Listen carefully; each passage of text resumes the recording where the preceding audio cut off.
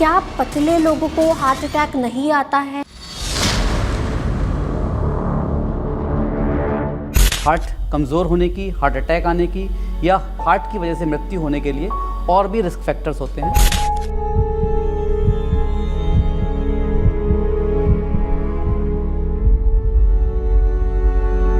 Vegetarian या non vegetarian, किन लोगों के लिए हार्ट अटैक का रिस्क ज़्यादा है?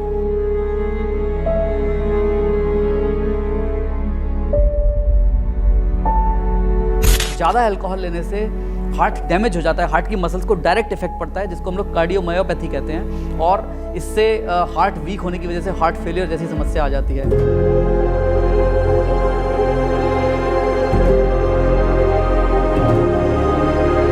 तो हार्ट की नसें जो हैं वो हार्ड होती जा रही हैं, जिसकी वजह से उनको कभी भी क्रैक होकर के फट सकती हैं, और सबसे इम्पॉर्टेंट एक ब्रेन स्ट्रोक आ सकता है, पैरालिसिस का अटैक आ सकता है।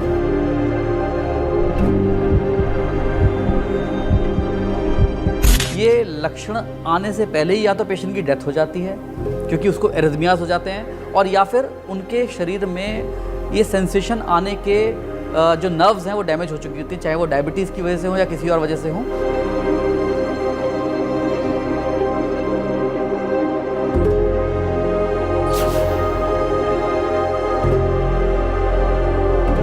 कहते हैं उम्र भले ही बढ़ जाए लेकिन दिल हमेशा जवान ही रहना चाहिए। तो कितना यंग है आपका दिल?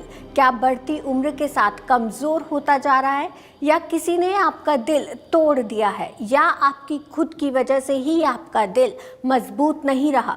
सवाल बहुत सारे हैं और इनका जवाब जानना भी उतना ही ज़रूरी है, क्योंकि WHO के मुताबिक दिल की बीमारियों की वजह से ही दुनिया में सबसे ज़्यादा मौत होती है।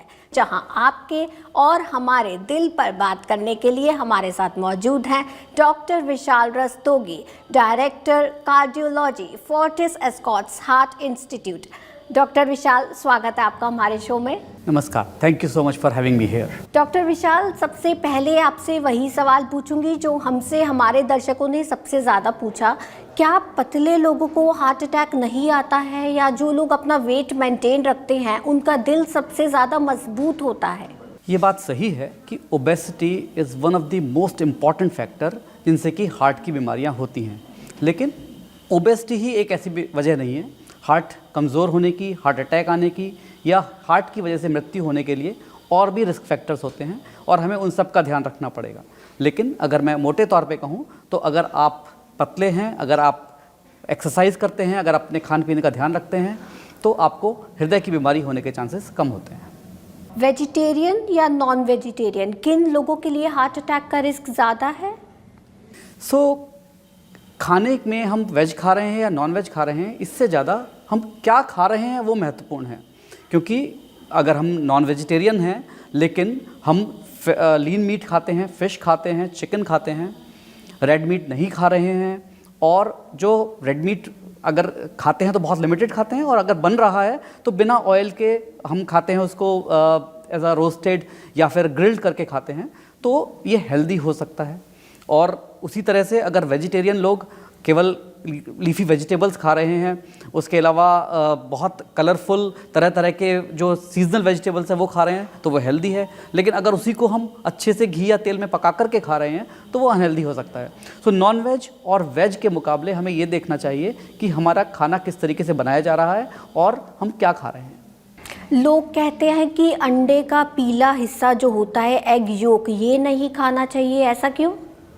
क्योंकि एग योक में सबसे ज़्यादा कोलेस्ट्रॉल होता है। इसलिए कहा जाता है कि अगर हम अपने कोलेस्ट्रॉल की मात्रा को नियंत्रित रखना चाहते हैं तो दिन भर में हमें 1 या 2 अंडे से ज़्यादा नहीं खाने चाहिए। और काफ़ी लोग तो जो प्रोटीन की वजह से अंडा खाते हैं वो एग योक हटा करके केवल एग वाइट यूज़ करते हैं, और उसी से ही ऑमलेट या इस तरह की चीज़ें बना करके खाते हैं, जिससे कि हमें प्रोटीन भी मिल जाए और कोलेस्ट्रॉल भी कम रहे। हालांकि अगर हम कम मात्रा में अंडा यूज़ कर रहे हैं और बाकी चीज़ों में हम कोलेस्ट्रॉल नहीं ज़्यादा ले रहे हैं तो हम एग योक भी ले सकते हैं। डॉक्टर विशाल, सबसे पहले तो हमें कोई ऐसी 3 टिप्स दे दीजिए जिससे हम अपना हार्ट हेल्दी रख सकें। सबसे महत्वपूर्ण है, आपको ये देखना है कि आप क्या खा रहे हैं। ईट राइट, ईट लाइट, यानी कि हमें खाना जो खाना है वो वेजिटेबल्स जो है तरह तरह की कलरफुल वेजिटेबल्स होनी चाहिए, सीजनल वेजिटेबल्स होनी चाहिए, और उसका अमाउंट भी ज़्यादा ना हो। डेयरी प्रोडक्ट्स हम बहुत ज़्यादा ना यूज़ करें। जो हम पोर्शंस ले रहे हैं वो लिमिटेड अमाउंट में हो, क्योंकि अगर हम ज़्यादा पोर्शंस लेंगे तो वो कैलोरीज बढ़ाती है और उसकी वजह से हार्ट के अंदर ब्लॉकेजेस की समस्या आती है।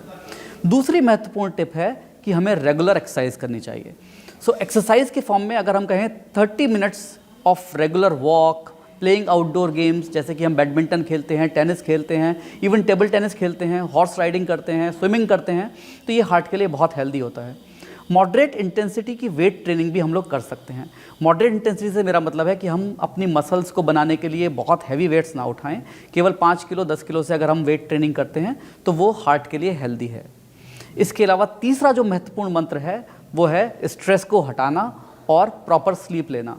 आज की दुनिया में सबसे ज़्यादा इम्पॉर्टेंट है कि यंगस्टर्स खास तौर से मैं देखता हूँ जो कि अपने काम में इतने व्यस्त हैं या अपने करियर को एडवांस करने में इतने व्यस्त हैं कि उनको समय ही नहीं मिल पाता प्रॉपर्ली अपनी नींद पूरी करने का, और उनमें ये समस्या बहुत ज़्यादा आ रही है।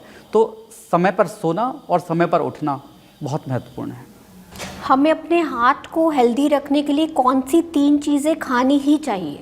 अगर हम हार्ट को हेल्दी रखना चाहते हैं तो हमें अपने खाने में मिलेट्स और जो रागी और इस तरह की चीज़ें हैं उसको यूज़ करना चाहिए और आटे को रिप्लेस कर देना चाहिए। दूसरी महत्वपूर्ण चीज़ मैं अगर आपसे कहूँ तो हमें प्रोटीन जो है वो लीन मीट से या फिर हमें सोयाबीन से लेना चाहिए, क्योंकि अगर हम प्रोटीन अपने खाने में बढ़ाते हैं तो उससे हमारी भूख थोड़ी कम हो जाती है, सेटाइटी की फीलिंग आती है और हमारा कोलेस्ट्रॉल भी कंट्रोल में रहता है और हमें बहुत ज़्यादा बार बार भूख लगने की प्रॉब्लम नहीं रहती। तो ये दूसरा इंपॉर्टेंट चीज़ है कि हम अपने खाने में जो हम नहीं यूज़ करते आजकल बहुत ज़्यादा, सोयाबीन या लीन मीट जैसे कि फ़िश या चिकन का इस्तेमाल कर सकते हैं। और तीसरी जो महत्वपूर्ण चीज़ है वो हमें अपने खाने से ज़रूर वो यूज़ करें, वो है ग्रीन लीफी वेजिटेबल्स, जो कि सीजनल वेजिटेबल्स हैं। जैसे अभी विंटर्स चल रही हैं और तरह तरह की सब्जियां मार्केट में आती हैं, तो जो उस समय फ्रेश वेजिटेबल्स अवेलेबल हैं वो ज़रूर यूज़ करें। और वो कौन से फूड्स हैं जो सीधे आपको दिल को नुकसान पहुंचाते हैं और इन्हें बिल्कुल ही नहीं खाना चाहिए?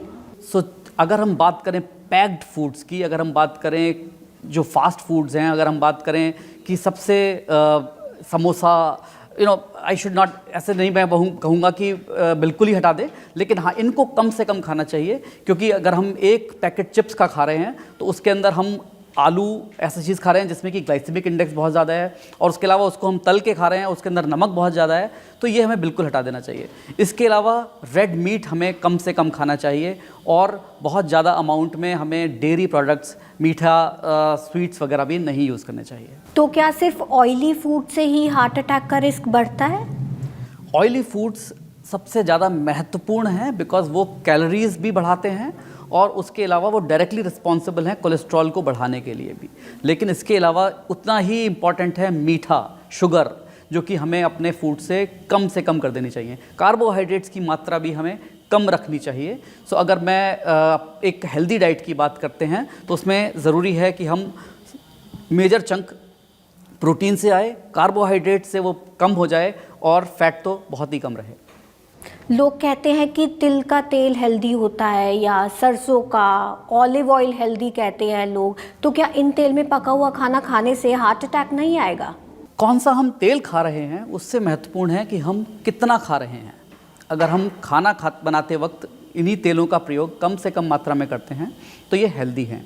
ये तथ्य है कि जो आपने जिन तेल का नाम लिया ये ज़्यादा हेल्दी हैं as compared to refined oils और वनस्पति घी से के मुकाबले, उनको तो हमें हटा ही देना चाहिए।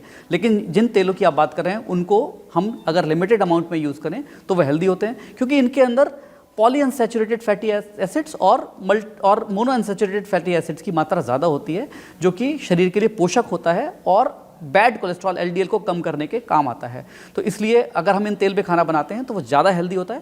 हार्ट अटैक फिर भी आ सकता है अगर हम ज़्यादा मात्रा में यूज़ करते हैं। और ये भी हमें ध्यान रखना है कि ये कुछ तेल ऐसे होते हैं जिनको कि अगर हम रीहीट करें, दोबारा उनको बनाएं, तो वो बहुत ज़्यादा हार्मफुल हो जाते हैं। तो इसलिए हमें कम अमाउंट में और सिंगल यूज़ करके ही करना चाहिए। अगर एक बार तेल यूज़ हो गया है तो उसको फिर दोबारा रीहीट नहीं करना चाहिए।